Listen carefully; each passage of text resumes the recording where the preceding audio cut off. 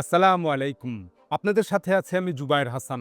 ১৮ দিন শেষে ইরান এবং যুক্তরাষ্ট্রের মধ্যে যুদ্ধটা আরও তীব্রতর হয়েছে এবং প্রচণ্ড যুদ্ধ চলছে।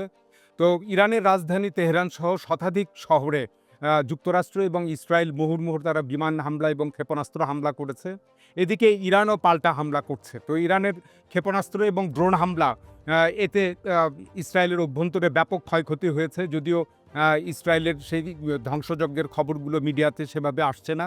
এর কারণ হলো যে ইসরায়েলের মিডিয়াগুলো যুদ্ধের শুরু থেকেই নিয়ন্ত্রিত হয়ে আছে।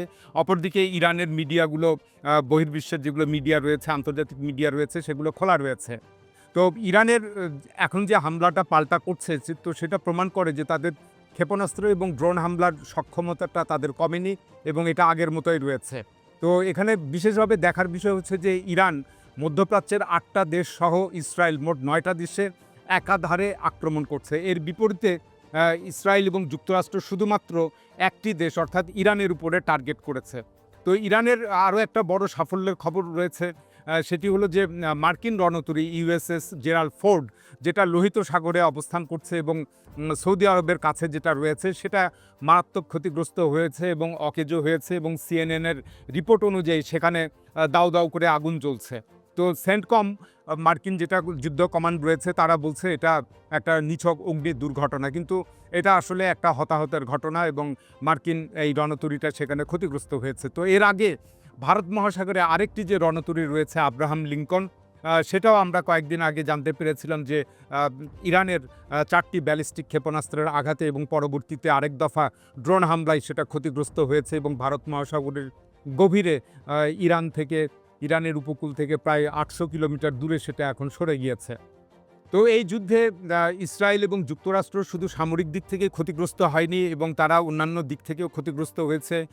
নিজেদের যে যুদ্ধ ব্যয়টা সেটা $1 বিলিয়ন পার ডে প্রতিদিন এটা খরচ হচ্ছে এবং বিশ্ব অর্থনীতিটা বিপর্যস্ত হয়ে পড়েছে। হরমুজ প্রণালী বন্ধ রয়েছে এবং সবচেয়ে বড় যে ক্ষতিটা হয়েছে সেটা হচ্ছে যে বিশ্বের সামনে ইসরায়েল এবং যুক্তরাষ্ট্রের যে একটা সামরিক শ্রেষ্ঠত্বের মিথ ছিল সেটা ভেঙে গিয়েছে এবং তারা যে অজেয় শক্তি এতদিন সবাই ভাবত সেটা ভুল প্রমাণিত হয়েছে যে তাদের উপরেও মুহুর্মুহু আক্রমণ করা যায়। তো এই যুদ্ধে সেটাই প্রমাণিত হয়েছে যে যুক্তরাষ্ট্র পৃথিবীর কোনো দেশকে নিরাপত্তা দিতে তারা সক্ষম নয়। বিশেষ করে মধ্যপ্রাচ্য যে এতদিন ভাবছিল যে যুক্তরাষ্ট্র তাদেরকে নিরাপত্তা গ্যারান্টি দিবে সেই মিথটা ভেঙে গিয়েছে। তো এখানে যে একটা দেখবার বিষয় হলো যে ইরানের সাথে লড়তে গিয়ে যদি যুক্তরাষ্ট্র এবং ইসরায়েলের এই অবস্থা হয়, বিশেষ করে যুক্তরাষ্ট্রের এই অবস্থা হয়, তাহলে রাশিয়া বা চীনের সাথে যুক্তরাষ্ট্র কিভাবে লড়াই করবে সেটা বোঝাই যাচ্ছে যে তারা লড়াই করে পারবে না। অথবা যদি সম্মিলিত কয়েকটি দেশ একত্রিত হয়ে যুক্তরাষ্ট্রের বিরুদ্ধে যুদ্ধ করে তাহলে যুক্তরাষ্ট্র একটা অসহায় অবস্থায় পড়বে। তো অনেক সামরিক বিশ্লেষকরা বলছেন যে যুক্তরাষ্ট্রের আর্মসগুলো আসলে ব্যাকডেটেড বা পুরনো মডেলের হয়ে গিয়েছে। এর একটা বড় প্রমাণ হচ্ছে ২৮ ফেব্রুয়ারি সর্বপ্রথম যখন যুক্তরাষ্ট্র হামলা করে তো তখন তাদের একটা টমাহক ক্রুজ ক্ষেপণাস্ত্র ইরানের একটা গার্লস স্কুলে যেয়ে পড়ে এবং সেখানে ১৭০ জন ছাত্রী নিহত হয়। তো এটা এখন তদন্তের রিপোর্টে বলছে যে এই যুক্তরাষ্ট্রের টমাহক ক্রুজ ক্ষেপণাস্ত্রটা এটা ঠিক মতো কাজ করেনি বা ভুল নির্দেশনায় কাজ করেছে। তো এটাই প্রমাণ হয় যে তাদের অস্ত্রগুলো ব্যাকডেটেড হয়ে গিয়েছে। তো বস্তুত এই চলমান যে যুদ্ধটা চলছে সেটার সবার নজর এখন হরমুজ প্রণালীতে। তো এই হরমুজ প্রণালী এখন এই যুদ্ধের ফলাফলটা নির্ধারণ করবে বলে মনে হচ্ছে যে ডোনাল্ড ট্রাম্প হরমুজ প্রণালী খুলতে পারবেন কি পারবেন না তার উপরে যুদ্ধের ফলাফল নির্ভর করবে। তো দৃশ্যত যেটা মনে হচ্ছে যে যুক্তরাষ্ট্র একা এই হরমুজ প্রণালী খুলতে পারবে না। এজন্য ডোনাল্ড ট্রাম্প, ন্যাটো, ইউরোপীয় ইউনিয়নের কয়েকটি দেশ, অস্ট্রেলিয়া, জাপান, দক্ষিণ কোরিয়া, কানাডা বিভিন্ন দেশের কাছে এভাবে যে সে সামরিক সাহায্য চেয়েছে বা যুদ্ধজাহাজ পাঠানোর সাহায্য চেয়েছে। তো এরা সবাই বস্তুত প্রত্যাখ্যান করেছে। কেউ ডোনাল্ড ট্রাম্পের আহ্বানে সাড়া দেয়নি, হরমুজ প্রণালীর অভিমুখে কেউ যুদ্ধজাহাজ পাঠানোতে রাজি হয়নি। তো এতে ডোনাল্ড ট্রাম্প ভীষণ অপমানিত হয়েছেন। বিশেষ করে জার্মানি যে ভাষায় কথা বলছে, জার্মানি বলছে যে যুক্তরাষ্ট্র এবং ইসরায়েলের যুদ্ধে যোগদানের জার্মানির কোনো ইচ্ছা নাই। ইউরোপীয় ইউনিয়নের ফরেন পলিসির যিনি চিফ রয়েছেন তিনিও বলছেন, একই কথা বলছেন যে এই যুদ্ধে জড়ানোর তার কোনো আগ্রহ নাই বা ইচ্ছা নাই। Britain, France, Italy, Spain, Belgium তারাও এই একই সুরে কথা বলছে। তো সব মিলিয়ে ইউরোপীয় ইউনিয়নের যে বক্তব্যটা হলো যে it is not our war, অর্থাৎ এটা আমাদের যুদ্ধ না, এটা অন্যের যুদ্ধ। তো এভাবে ডোনাল্ড ট্রাম্প একটা ভীষণ একা হয়ে পড়েছেন এবং তিনি অপমানিত বোধ করেছেন। তো এদিকে এই যুদ্ধে সবচেয়ে বেশি লাভবান হচ্ছে রাশিয়া। রাশিয়ার জ্বালানি তেল এবং গ্যাস বিশ্বের যে সংকট দেখা দিয়েছে, এর ফলে রাশিয়ার এই জ্বালানি গ্যাসের দামটা যেরকম বিশ্বে বেড়েছে, তেমনি তাদের চাহিদাও বেড়েছে এবং রাশিয়া একটা অপ্রত্যাশিত মুনাফা তারা অর্জন করতে যাচ্ছে। তো বিশ্বের বিভিন্ন দেশ এখন রাশিয়ার তেল গ্যাস কেনার জন্য আগ্রহী হয়ে উঠছে। আর ওদিকে সবচেয়ে বেশি ক্ষতিগ্রস্ত যে দেশগুলো দক্ষিণ এশিয়া এবং দক্ষিণ পূর্ব এশিয়ার দেশগুলো, তারা এখন নতুন করে রাশিয়ার সাথে যোগাযোগ করার চেষ্টা করছে। বিশেষ করে আমরা ভারতকে ইতিমধ্যে দেখেছি যে তারা রাশিয়া থেকে তেল কিনছে। আর ওইদিকে সর্বশেষ যে দেশটি যুক্ত হয়েছে দক্ষিণ পূর্ব এশিয়ায়, সেটি হচ্ছে থাইল্যান্ড। তারা একটা আলোচনা চালিয়ে যাচ্ছে, কারণ হচ্ছে থাইল্যান্ডের মাত্র আর ১০০ দিনের জ্বালানি তেলের রিজার্ভ রয়েছে। তো রাশিয়া এখন এদিকে ইউরোপীয় চড়া দামে গ্যাস সরবরাহ করবে বা রাশিয়ার টার্মস অ্যান্ড কন্ডিশন অনুযায়ী তারা ইউরোপে গ্যাস সরবরাহ করবে বা বাড়তি দাম নেবে, এই আলোচনাগুলো বা রাশিয়া এই শর্তগুলো দিয়েছে।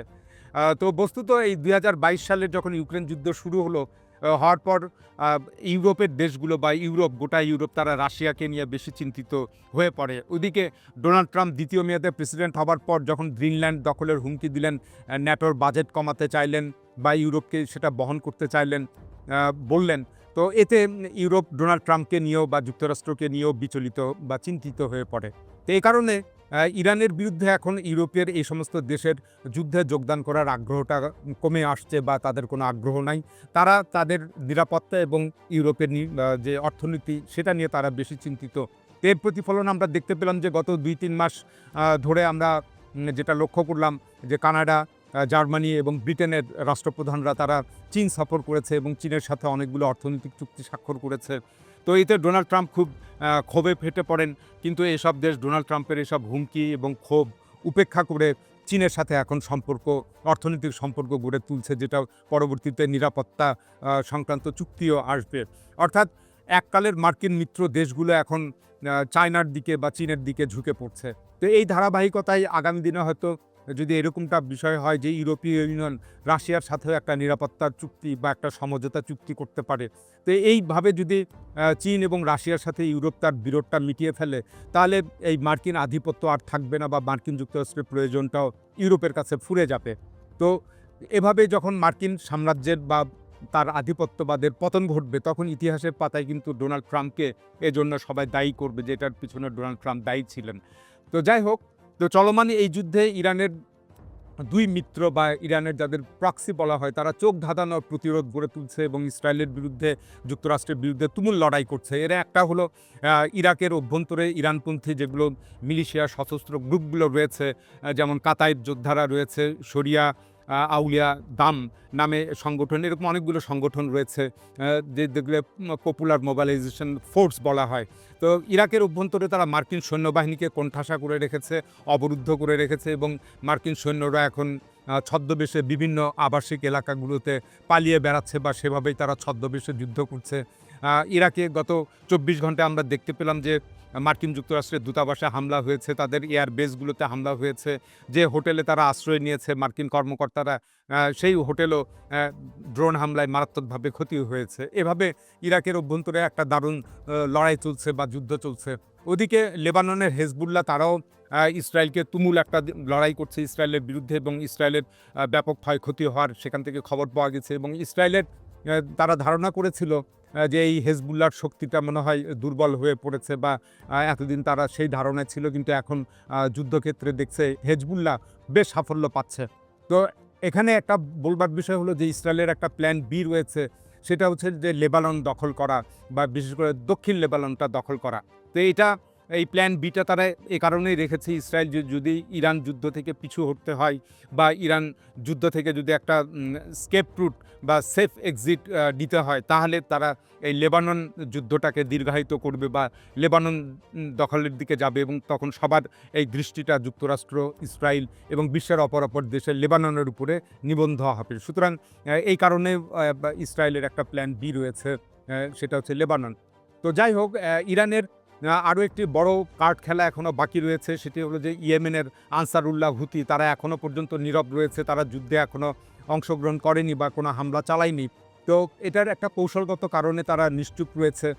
হুতিরা এবার যেটা করতে চাইবে সেটি হচ্ছে যে তারা টার্গেট করবে লোহিত সাগরের মুখে আরেকটা প্রণালী রয়েছে যেটা বাবেল মানদেব প্রণালী বলে। তো এটা তারা বন্ধ করতে চাইবে এবং যদি হুতিরা এটা বন্ধ করে দেয় তাহলে সমীকরণটা যেটা দাঁড়াবে যে একদিকে পারস্য উপসাগরে হরমুজ প্রণালী ইরান বন্ধ করেছে, অপরদিকে হুতিরা বাবেল মানদেব প্রণালী বন্ধ করেছে। তো এভাবে বিশ্বের বড় একটা অংশের যোগাযোগটা তারা বন্ধ করতে পারবে এবং বিচ্ছিন্ন করে দিবে এবং এতেই তাদের যুদ্ধের ফলাফল নির্ধারিত হবে বা এটা একটা বার্গেনিং পয়েন্ট হবে। তো যাই হোক, এদিকে যুদ্ধের আমরা জানি যে প্রোপাগান্ডা থাকে, তথ্য গোপন করার বিষয় থাকে। তো এগুলো যুদ্ধ কৌশলেরই অংশ। তো এখানে দেখা যাচ্ছে যে নেতানিয়াহু আজ পর্যন্ত জীবিত আছেন না মৃত আছেন সেটার সুস্পষ্ট প্রমাণ এখনো পাওয়া যায়নি। এর কারণ হলো যে নেতানিয়াহু প্রকাশ্যে আসছেন না। সে কারণে বিভিন্ন জায়গা থেকে দাবি করা হচ্ছে যে নেতানিয়াহু নিহত হয়েছেন। তো এইদিকে ইসরায়েলের মিডিয়াগুলো দাবি করছে যে ইরানের নতুন যে সর্বোচ্চ নেতা মোস্তফা খামেনি তিনি গুরুতর আহত হয়েছেন এবং তিনি এখন চিকিৎসার জন্য মস্কোতে রয়েছেন, রাশিয়াতে রয়েছেন। তো এটা ইসরায়েলের মিডিয়াগুলো বলছে যে ২৮ ফেব্রুয়ারি যখন হামলা করা হয় তখন তার পিতা খামেনির সাথে যিনি নিহত হন, তো তখন তার পুত্র মোস্তফা খামেনি তিনিও আহত হয়েছিলেন। তো এই ঘটনাটা সম্পর্কে রাশিয়ায় নিযুক্ত ইরানের রাষ্ট্রদূত তিনি এটাকে অস্বীকার করেছেন যে এই ধরনের কোনো ঘটনা ঘটেনি। তো এইদিকে ইসরায়েলের ডিফেন্স মিনিস্টার দাবি করছে যে তাদের হামলায় ইরানের নিরাপত্তা পরিষদের নিরাপত্তা কাউন্সিলের যিনি প্রধান সেই আলী লারিজানি তিনি নিহত হয়েছেন। তো আলী লারিজানি একজন গুরুত্বপূর্ণ ব্যক্তি। খামেনি তার মৃত্যুর আগে এই আলী লারিজানিকে ইরানের প্রতিরক্ষা এবং পররাষ্ট্র বিষয়ে সব কিছু দেখার জন্য, সিদ্ধান্ত নেওয়ার জন্য উত্তরসূরি নির্বাচিত করে গেছেন। তো আলী লারিজানি এই খামেনির মৃত্যুর পর আমরা দেখলাম যে তিনি ভীষণ সক্রিয় রয়েছেন, সোশ্যাল মিডিয়াতে তিনি অ্যাক্টিভ রয়েছেন, বিবৃতি দিচ্ছিলেন, যুদ্ধের সর্বশেষ পরিস্থিতি সম্পর্কে বর্ণনা দিচ্ছিলেন এবং ক্রমাগতভাবে ইরানের শত্রুদের উপরে তিনি হুঁশিয়ারি উচ্চারণ করছিলেন। তো সর্বশেষ শুক্রবার যেটা আল কুদস দিবস ছিল, সেখানে তেহরানের রাস্তায় একটা গণমিছিল হয়েছিল, সেই গণমিছিলে তিনি নেতৃত্ব দিয়েছিলেন। প্রকাশ্যে তাকে এখানে সর্বশেষ দেখা গেছে। তো আলী লারিজানির ব্যাকগ্রাউন্ডটা হলো তিনি ফিজিক্স এবং ম্যাথমেটিক্সের ডক্টরেট, তিনি একজন বিজ্ঞানী, একজন দার্শনিক এবং ইরানের পার্লামেন্টের ৩ দফা তিনি স্পিকার ছিলেন এবং ইরানের যে এই আন্তর্জাতিক আণবিক সংস্থার সাথে যে পারমাণবিক নিরস্ত্রীকরণ আলোচনা চলছিল সেটার তিনি মুখ্য আলোচক ছিলেন এবং দীর্ঘদিন তিনি চালিয়েছেন। এদিক থেকে তিনি একজন ভীষণ গুরুত্বপূর্ণ ব্যক্তি। তো আলী লারিজানি যদি সত্যি নিহত হয়ে থাকেন তাহলে এটা ইরানের জন্য নিশ্চয়ই একটা ধাক্কা হবে, কিন্তু ইরান তাতে দমে যাবে না। কারণ হচ্ছে ইরান এই বিষয়টাতে অভ্যস্ত এবং ইরানের যে সমস্ত সুপ্রিম কমান্ডাররা থাকেন তারা বেশ সোলজার ফ্রেন্ডলি। এটা ওয়েস্টার্ন কান্ট্রি বা অন্যান্য দেশের জেনারেলদের মতো তারা আলাদা কোনো বাংকারে বা গোপন জায়গায় থাকেন না, বরঞ্চ তারা সৈন্যদের সাথে সবসময় যুদ্ধের ময়দানে থাকেন। তো এই কারণে এই সমস্ত মৃত্যু ইরানকে দমাতে পারছে না। তাদের যেটা বড় প্রমাণ হলো সর্বোচ্চ নেতা নিহত হওয়ার পরও দেশটা স্বাভাবিক গতিতেই চলছে এবং পূর্ণ শক্তি নিয়ে ইরান যুদ্ধ করছে। তো আলী লারিজানি যদি সত্যি নিহত হন তো তার শহীদ হওয়া মানে এই নয় যে ইরান শেষ হয়ে যাবে, এবং বরং তিনি যদি শহীদ হন তাহলে এই ইরানিদের মাঝে আরও নতুন উদ্যম, সাহস, শক্তি এগুলো যোগাবে এবং তারা লড়াই ময়দানে হাজির হবে। এটা বিশেষ করে শিয়া জনগোষ্ঠীর মধ্যে এই জজবাটা খুবই মারাত্মক। কেউ শহীদ হলে তারা আরও নতুন উজ্জীবিত হয়ে যুদ্ধ করে। তো এখানে আরও একটা বড় বিষয় হচ্ছে যে ইরানের প্রায় ঘরে ঘরে এরকম প্রচুর বিজ্ঞানী, দার্শনিক এবং যোদ্ধা তারা রয়েছে, যার ফলে এই লারিজানির মৃত্যুতে হয়তো ইসরায়েলের মিডিয়াগুলো এবং পশ্চিমা গণমাধ্যমগুলো অনেক উল্লাস করবে, কিন্তু এতে ইরান দমে যাবে না। তো সবচেয়ে যেটা বড় কথা সেটা হলো যে আলী লারিজানি শহীদ হলেন কিংবা তিনি জীবিত থাকলেন কিনা, তার চেয়ে বড় কথা হলো যে তিনি সর্বশেষ মুসলিম বিশ্বের জন্য একটা ৬ দফা একটা নির্দেশনা দিয়েছিলেন বা একটা বার্তা দিয়েছিলেন।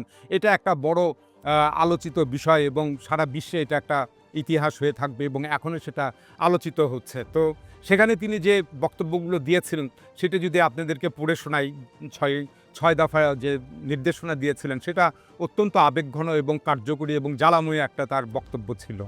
তো তো ১৬ মার্চ তিনি যেই ৬ দফা বার্তাটা দেন সেটি ছিল যে প্রথমত তিনি যুক্তরাষ্ট্রের হামলাকে বিশ্বাসঘাতক আগ্রাসন বলে উল্লেখ করেন এবং স্পষ্ট করে তিনি বলেন যে যুক্তরাষ্ট্র এবং ইসরায়েলের বিরুদ্ধে লড়াইয়ে ইরান পিছু হটবে না। এরপর তিনি আরেকটা মেসেজ দেন, সেটি হচ্ছে যে মুসলিম ধর্মীয় যে দায়িত্বটা রয়েছে সেই কথা স্মরণ করে দিয়ে তিনি বলেন যে খুব অল্প কিছু দেশ ছাড়া অধিকাংশ মুসলিম দেশ ইরানকে সমর্থন দেয়নি, উল্টো বরং কিছু দেশ আরও এক ধাপ এগিয়ে গেছে। তারা ইরানকে শত্রু হিসাবে দেখেছে কারণ ইরান তাদের ভূখণ্ডে থাকা মার্কিন ঘাঁটি ও স্বার্থে আঘাত করেছে। তৃতীয় যে তিনি একটা প্রশ্ন রেখে বলেন যে নবী মোহাম্মদ সাল্লাল্লাহু আলাইহি সাল্লাম বলেছেন, যে ব্যক্তি কোনো মুসলিমের আহ্বান শুনেও সাড়া দেয় না সে মুসলিম নয়। তাহলে কি কিছু মুসলিম দেশের সরকারের অবস্থান এই শিক্ষার বিরুদ্ধে নয়? এই প্রশ্নটা তিনি রাখেন।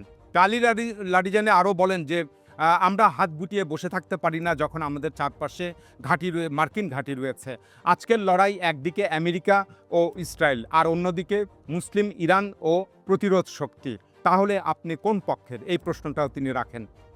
এরপর তিনি আরেকটা বার্তা দেন যে মুসলিম উম্মাহ যদি একসঙ্গে দাঁড়ালে সব রাষ্ট্রের নিরাপত্তা, উন্নতি ও স্বাধীনতা নিশ্চিত করা সম্ভব।